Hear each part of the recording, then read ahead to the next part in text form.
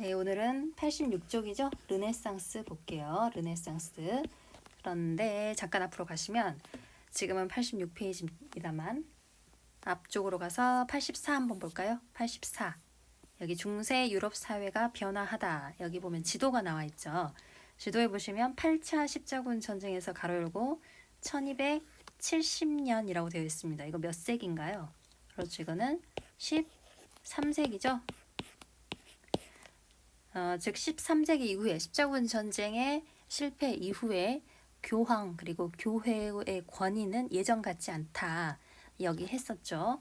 그리고 이제 지중해 무역이 발전하면서 돈을 버는 사람들이 생겨나고 도시가 성장을 하죠. 여기 보시면 오른쪽 85페이지예요. 상업과 도시가 발달했고 화폐가 널리 사용되면서 중세의 장원은 그 모습을 유지하기가 쉽지 않게 되죠. 즉 장원에서도 변화가 일어났는데 게다가 14세기에는 무서운 병, 그렇죠. 흑사병까지 유행을 하게 된다. 자, 덕분에 장원은 해체되고 중세 봉건 사회는 크게 흔들리게 되었다. 그리고 이런 과정에서 교회가 약해지고 국왕의 권위가 강해지는 중앙 집권 국가가 등장했다. 뭐 이런 이야기를 했었습니다. 자, 우리 이제 이후의 상황을 보는 거예요. 오늘 뒤로 넘어가겠습니다. 86페이지. 자, 여기 보시면 원래 신이 중요했던 중세 사회가 이제는 영 힘이 약해지게 되죠. 그러면 이전에 우리가 소위 말하는 고대 시대, 그리스와 로마 시대에는 인간이 굉장히 중요한 존재였죠. 즉 중세의 신이 중요했던 사회가 무너지게 되면서 이제는 그 주인공의 자리를 다시 인간에게 돌려주게 되는 거죠. 그걸 우리가 이제 르네상스라고 얘기합니다. 자, 한번 책으로 정리해 볼게요. 밑줄 한번 그어보면서 열심히 해봅시다. 14세기에서 16세기고요. 고대 그리스와 로마 문화를 다시 되살려서 주인공을 다시 인간으로 한다 이거죠. 인간 중심의 문화를 만들려고 했다. 이게 바로 그렇죠. 르네상스입니다. 자, 왼쪽에 보시면 르네상스 뜻이 나와 있어요. 이 말 자체가 재생, 부활이라는 뜻입니다. 다시 살린다 이거죠. 고대 그리스와 로마 문화를 부활하고 인간 중심의 새로운 문화를 만들고자 했습니다. 중요한 단어예요. 별표해 두시고, 자, 르네상스는 고대 로마의 문화유산이 많이 남아있고 지중해 무역으로 돈을 많이 번, 즉 이탈리아라는 지역에서 시작이 된다. 이탈리아에서 시작이 됩니다. 이탈리아. 자, 그리고 비잔티움 제국이 멸망했죠. 1453년, 즉 15세기에 멸망을 하죠. 15세기에 비잔티움 제국이 멸망하면서 이 지역을 차지했던 게 누구였죠? 비잔티움 망하게 한 사람들이 누구였습니까? 기억하시나요? 비잔티움 망하게 한 사람들. 앞으로 잠깐 가볼까요? 기억이 나십니까, 여러분? 앞으로. 네, 여기네요. 비잔티움 제국을 멸망시킨 사람들은 여기 있죠? 오스만 제국이었죠. 1453년에 즉 이슬람을 믿는 이슬람 국가입니다. 오스만 세력이 이제 장악을 하게 되죠. 다시 오른쪽 다시 86페이지 갈게요. 86쪽.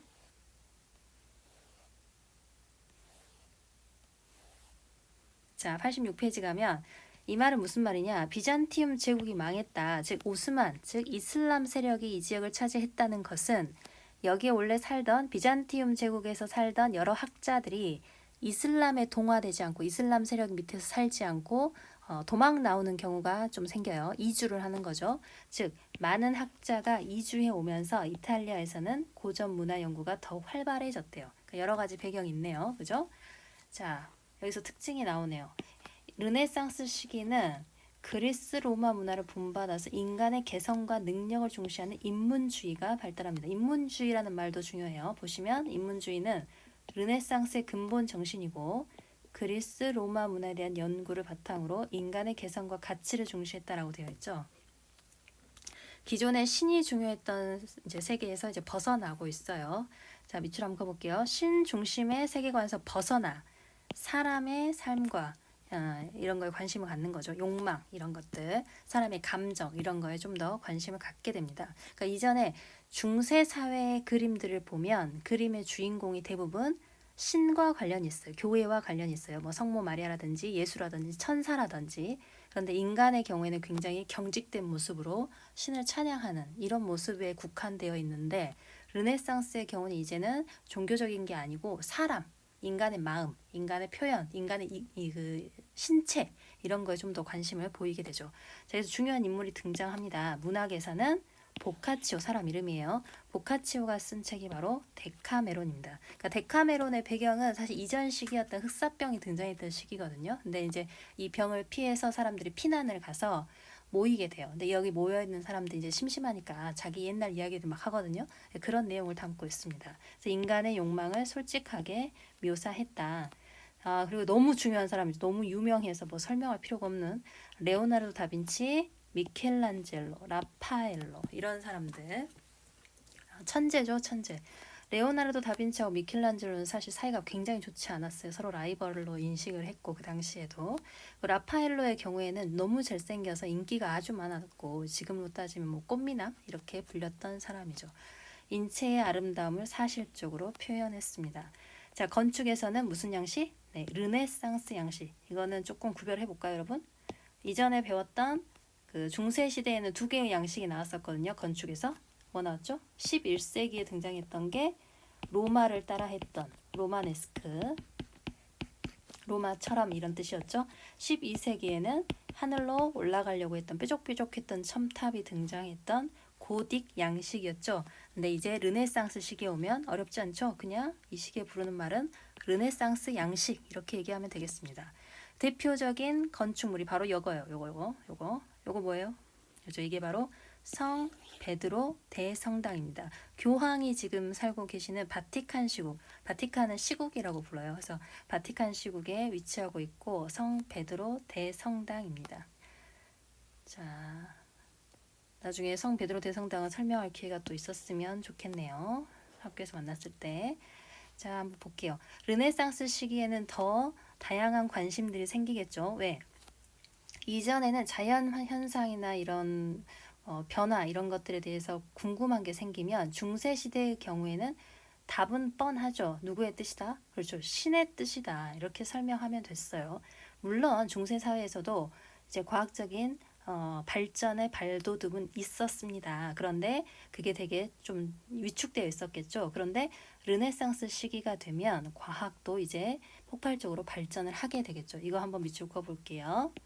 자, 르네상스 시기에는 세계와 자연에 대한 관심이 커지면서 과학도 발전을 하게 된다는 거죠.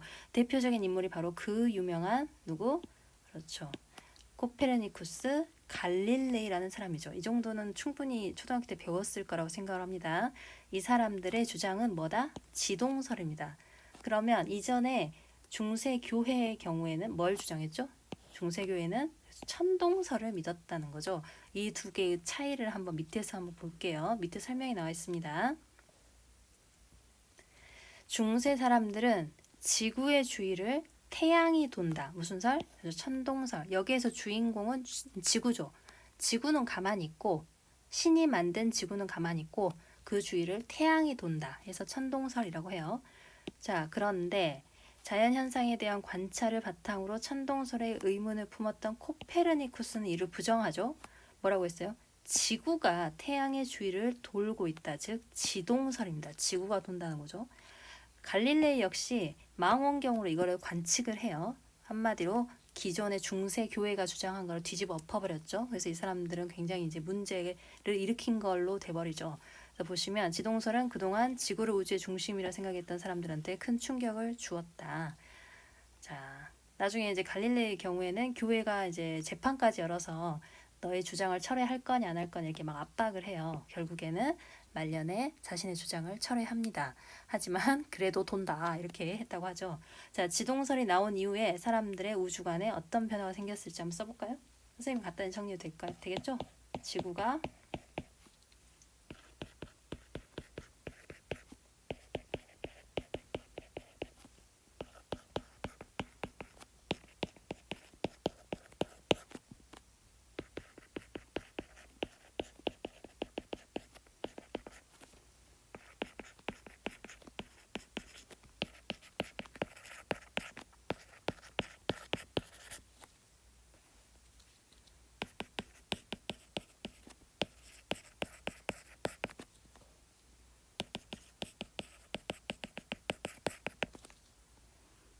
자, 지구가 우주의 중심이라는 생각이 무너지면서 우주를 과학적으로 파악하고자 하였다. 이렇게 정리하면 되겠습니다.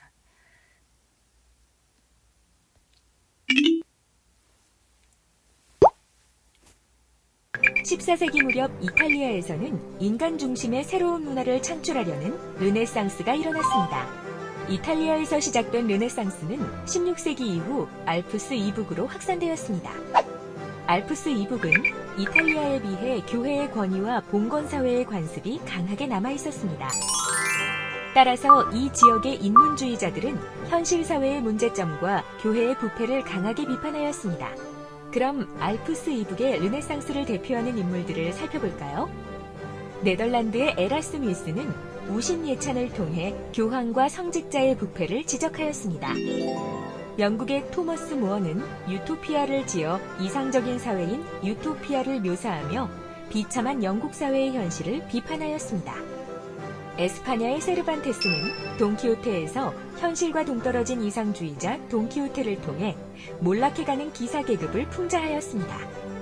한편 구텐베르크는 한 번에 여러 장을 동시에 인쇄할 수 있는 활판 인쇄술을 고안해냈습니다. 활판 인쇄술의 발달은 새로운 지식과 사상의 전파를 촉진하여 르네상스와 종교개혁의 확산에 기여했습니다. 네, 계속 볼게요, 여러분. 자, 옆으로 넘어갈게요. 87페이지입니다. 방금 봤던 이 영상 이전에 이탈리아의 경우에는 인간의 욕망, 기존의 고대 그리스 로마 돌아가는 이런 개성 이런 걸 중심을 줬다면 방금 영상에서 보셨다시피 이탈리아를 벗어나서 이제 북쪽으로 넘어가요. 여기 보시면 알프스 이브, 알프스를 넘어서서 북쪽으로 올라가죠. 그러면 이 지역은 이전에 이탈리아에 비해서 좀 더 교회의 영향력이 오래 남아 있었다. 즉 교회가 오래 영향력을 행사했다는 것은 오래 이제 더 문제를 더 많이 일으켰다. 더 부패했다. 이런 말이겠죠. 한마디로 이탈리아 르네상스가 16세기 이후가 되면 알프스 이북으로 북쪽으로 올라갑니다. 즉 알프스 이북의 이 지역에서는 밑줄 한번 그어볼게요. 알프스 이북의 이 지역에서는 현실 사회와 교회의 부패가 가장 큰 문제겠죠. 그래서 이런 거를 비판하게 된다는 거죠. 알프스 이북의 르네상스의 특징입니다. 현실 사회와 교회의 부패를 날카롭게 비판했다. 이렇게 비판했던 인물, 중요한 인물 방금 다 나왔어요. 에라스미스, 토머스 모어, 그리고 세르반테스.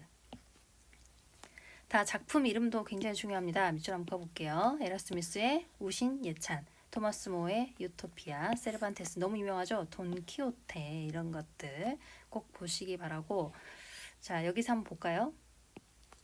자, 이 당시에 중국의 화약과 나침반이 이제 유럽을 굉장히 뒤흔들게 됩니다. 앞으로 이제 중국 송나라를 배우게 돼요. 근데 그때 나와요 또. 보시면 화약이 들어왔다는 거는 중세의 봉건 기사들의 싸움의 경우에는 가까이 있을 때 가능하죠. 상대가 나랑 가까이 와야지 싸우거나 할 거 아니에요. 그런데 화약의 경우에는 가까이 있지 않아도 상대를 충분히 제거할 수 있잖아요. 그래서 봉건 기사가 몰락해버리는 가장 중요한 역할을 합니다. 그리고 나침반의 경우에는 멀리 방향을 알기 때문에 배 타고 나갈 수 있게 되죠. 그래서 새로운 항로를 개척하는데 영향을 줄 수 있었다. 이것도 굉장히 중요하죠. 자, 그리고 중요한 인물 나왔네요. 구텐베르크는 활판 인쇄술, 이거 초등학교 때 배웠죠? 새로운 지식과 사상을 보급하는 데 기여했다. 내려가겠습니다. 자, 아까도 말했습니다만 교회가 자꾸 문제가 되니까 교회가 중심이 되는 이 사회를 개혁을 해야 되니까 종교도 당연히 손을 봐야겠죠. 그래서 등장한 게 바로 종교개혁입니다. 자, 밑줄 한번 그어볼게요. 사회 개혁적인 성격이 강했던 알프스 이북의 르네상스는 부패한 성직자와 타락한 교회를 개혁의 대상으로 여겼다. 근데 이제 이 당시 교황이 아주 그냥 대박 잘못을 해버린 게 면벌부를 팔았어요. 면벌부는 무슨 뜻? 그렇죠. 면하다. 오른쪽에 설명에 나와 있죠. 면하다는 안 하게 해준다는 거죠. 군대를 면제한다 할 때 그 면이에요. 면하게 해준다. 뭐를? 벌 받는 걸 면하게 해준다. 근데 이거를 벌 받는 걸 면하게 해준데 돈 주고 사야 됩니다. 이게 큰 이제 문제가 되는 거죠. 그래서 이 면벌부를 파는 교황을 비난한 사람이 바로 그 유명한, 그렇죠. 이게 너무 중요합니다, 여러분. 루터입니다. 루터는 이를 비판하는 95개조 방방문. 이거 잘못됐어 이러면 안 돼라는 걸 95개로 쭉 썼다는 거죠. 자, 이 사람의 주장, 루터의 주장은 이거예요. 진실로 회개는 잘못했어요 라고 하는 거죠. 그런 크리스트 교도는 면벌부 없어도 벌을 면할 수 있다. 성사대로 행동하면 된다. 이렇게 주장을 합니다. 그래서 제후와 농민들의 지지를 많이 받았고, 또 새로운 인물이 있네요. 스위스에서는 칼뱅이 등장해요. 칼뱅의 경우에는 예정설이라고 합니다. 예정설은 미리 정해져 있다 이런 뜻이죠. 오른쪽에 보시면 인간의 구원은 이미 어쩐다? 정해져 있다. 그러면 너는 구원받을 거야. 또는 너는 구원받지 않아가 이미 정해져 있다. 그럼 막 살아도 되겠네요. 그죠? 막 살아도 이미 구원받기로 정해졌으니까 막 살아도 되고 이런가요? 네, 그렇지 않습니다. 이제 칼뱅이 이야기하는 예정설은 너는 구원을 받을 거야 라고 확신을 갖고 믿어라. 그리고 그에 걸맞는, 그에 알맞는 사람으로 살아라. 이런 뜻입니다. 여기 밑줄 한번 그어볼게요. 구원을 믿고 성서에 따라 생활해야 한다. 그래서 칼뱅이 주장한 게 바로 근면과 절약입니다. 그리고 이 당시에 이제 상공업자들이 많이 성장을 했잖아요. 돈을 버는 사람들. 그런데 이 사람들한테 네가 그렇게 돈을 버는 것도 신의 은총이다, 은혜다, 신이 도와준 거다. 그러니까 너의 직업에 충실히 일해라, 열심히 돈을 벌어라 이렇게 얘기를 합니다. 여기 보시면 부자가 되는 것을 신의 은혜라고 주장하면서 상공업자들의 환영을 받았다 이렇게 되어 있죠. 근데 이제 영국의 경우는 좀 케이스가 다릅니다. 영국의 경우에는 국왕이 부인과 이혼하는 과정에서 교황의 허락을 받지 못해요. 그래서 교황하고 이제 아예 결별을 하면서 새롭게 자신들의 종교를 하나 만들게 되죠. 그게 바로 영국 국교회입니다. 영국 국교회는 영국 교회의 제일 높은 머리, 수장이 교황이 아니라 영국의 왕입니다. 영국의 왕. 이때 이 사람이 바로 그 유명한 엘리자베스 1세의 아버지예요. 나중에 또 배우게 됩니다. 자, 한번 쭉 봐볼까요? 근데 이제 문제는 뭐냐? 새로운 종교가 등장을 하죠. 그래서 우리가 기존의 크리스트교를 뭔 교라고 불러요? 구교, 즉 로마가 중심이 되는 로마 가톨릭 구교라고 불러요. 그리고 지금 종교 개혁으로 등장한 거를 새로운 신 써서 신교라고 부릅니다. 신교.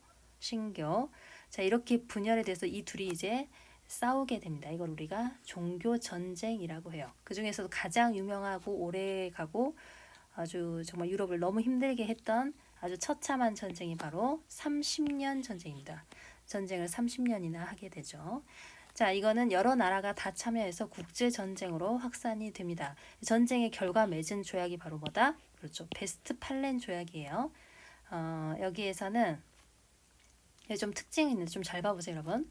가톨릭, 로마 가톨릭, 교황이 중심이 되는 거, 루터가 얘기했던 거, 칼뱅이 얘기했던 거. 이 중에 하나를 선택하는데 누가 선택하냐면 개인이 선택하는 게 아닙니다. 잘 보세요. 누가 선택한다고 되어 있어요? 그렇죠. 제후. 그렇죠? 한 지역의 제후가 이거 믿어. 우리 동네는 로마 가톨릭이야. 그럼 이거 믿는 거고, 우리는 칼뱅이야. 그럼 칼뱅 믿는 겁니다. 이런 식으로 제후가 선택하는 것으로 정리한 게 바로 베스트팔렌 조약입니다. 이제 구별을 잘 하셔야 돼요, 여러분. 여기 보면 30년 전쟁 나와 있죠? 아주 온 나라가 다 뛰어들어가지고 전쟁이 아주 참혹하기로 아주 유명한 전쟁입니다. 여기 보시면 구텐베르크 아까 설명 나왔어요. 그죠? 구텐베르크 읽어보시고 책이 자주 이제 손쉽게 이제 책을 통해서 이 생각들이 막 퍼지게 되는 거죠. 종교 개혁가들의 글이 유럽 전역에 퍼져 종교 개혁에 큰 영향을 줍니다. 자, 넘어가도 될까요, 여러분? 88페이지 갈게요. 자, 얼른 정리하고 마칠게요. 자, 루터가 이렇게 종교 개혁 이야기한다는 내용이 나오는데 여러 가지 설이 있습니다. 사실은 성문 벽에다 붙였다라는 주장도 있고 지금 이거는 그 얘기죠. 근데 이렇게 얘기 안 하고 그냥 자기 입장을 주장했다. 뭐 이 정도로 설명하는 경우도 있고 조금 차이는 있어요, 사실. 근데 내용을 보시면 내용은 당연히 중요합니다. 교황이 모든 벌을 면제한다고 선언한다면 그것은 진정한 의미에서의 벌이 아니라 단지 교황 자신이 내린 벌을 면제한다. 그러니까 너는 면제 못한다. 그 말의 다른 뜻이죠. 그죠? 진실로 회개한 그리스도교도는 면벌부 없어도 괜찮다. 이 말이죠. 누가 썼어요 이거? 그렇죠. 루터죠. 루터는 어느 나라 사람이죠? 네, 독일입니다. 독일. 그래서 이제 교황이 불러서 물어봐요. 너 이제 이거 철회할 시간 주겠다. 철회 안 하면 너 진짜 가만 안 둔다. 이런 식으로 막 하는데 결국 철회를 안 하겠다라고 하죠. 자, 넘어갑니다. 신교의 전파, 새로운 새로운 종교죠. 즉 종교 개혁으로 등장한 루터, 칼뱅 이런 새로운 종교들이죠. 보시면 여기 노란색 여기 보이죠? 노란색 부분이 신교네요. 새로운 종교들 쭉 한번 봐보세요. 자, 밑줄 한번 긋고 한번 적어볼게요. 루터가 95개조 반박문을 발표한 이유 뭐 때문이었어요? 뭐 때문? 그렇죠. 한번 적어볼게요. 너무 긴가? 앞에 한번 가볼까요? 자, 한 장만 앞으로 가볼게요, 여러분. 바로 이거죠? 답은 밑줄 한번 그어볼게요. 제가 지우고 루터가 이렇게 95개조 방법문을 쓸 수밖에 없었던 이유는 뭐였어요? 그죠? 교황 레오 10세가 면벌부를 판매했기 때문이죠. 이게 직접적인 이유였죠. 근데 교황 레오 10세는 왜 갑자기 이렇게 돈이 급했을까요? 돈이 필요했으니까 이런 걸 팔았을 거 아니에요. 그게 바로 왼쪽에 있는 이것 때문이에요. 이거 아까 나왔던 이거 뭐죠? 성 베드로 대성당. 성 베드로 대성당 지으면 돈이 엄청나게 많이 들겠죠. 그래서 이거 돈 이제 구하려고 그렇게 됐다는, 이게 처음에 지어진 게 아니고 증축하려고 더 높고 더 넓게 증축하려고 하니까 비용이 더 계속 드는 거예요. 그래서 돈이 필요했다 이렇게 생각하시면 되겠습니다. 즉 답은 교황 레오 10세가 성 베드로 대성당의 증축 비용을 마련하려고 면벌부를 판매했기 때문이다 이렇게 적으시면 되겠죠. 교황 레오 10세가 면벌부를 판매했기 때문이다. 자, 다시 갑니다. 다시 88페이지 왔어요. 자, 루터, 칼뱅, 영국 국교의 분포 지역을 써보자. 한번 적어볼까요? 루터파. 루터의 경우에는 여기 빨간색으로 간 어디예요? 그죠? 스웨덴 이쪽이죠? 그리고 신성 로마 제국까지 포함을 합니다. 신성 로마 제국 배웠죠? 동프랑크가 나중에 자신들이 진정한 로마의 후예다 하면서 신성 로마 제국이라고 표현을 했다. 기억하실 것 같아요. 카노사의 구력할 때 설명했죠. 그래서 덴마크, 노르웨이, 스웨덴, 프로이센, 이제 신성 로마 제국 이 정도고. 칼뱅판 어디로 갔습니까? 칼뱅은 녹색인가요? 그죠? 칼뱅은 녹색이어서 여기 보시면 칼뱅파의 전파 해가지고 프랑스, 그죠? 신성 로마 제국은 또 있네요. 그죠? 신성 로마 제국이 이제 이렇게 보면 한 나라 같지만 사실은 안에 여러 이제 제후들이 상당히 많이 나누어져 있습니다. 그래서 이것도 있고 저것도 있고 그런 거예요. 루터파를 믿는 제후도 있고 칼뱅파를 믿는 제후도 있고 이런 식이죠. 그리고 또 뭐 있어요? 그죠? 스코틀랜드도 있네요. 그죠? 스코틀랜드. 근데 이제 영국 국교의 경우에는 굉장히 간단하죠. 영국 국교에는 그죠? 영국이겠죠. 당연히 영국. 그 중에서도 런던입니다.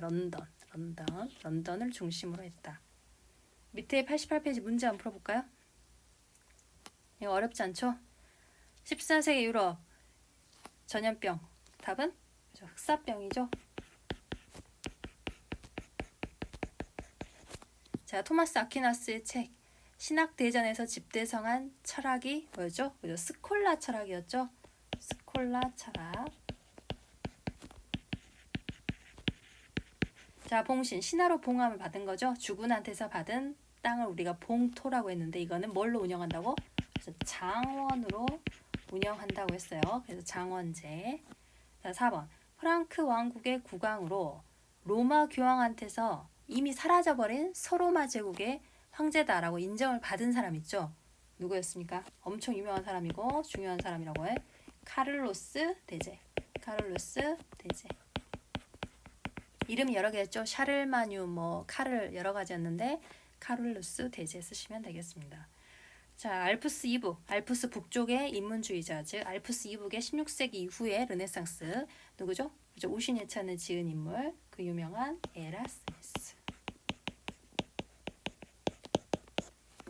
알프스 이북의 르네상스, 거기도 르네상스라고 부릅니다.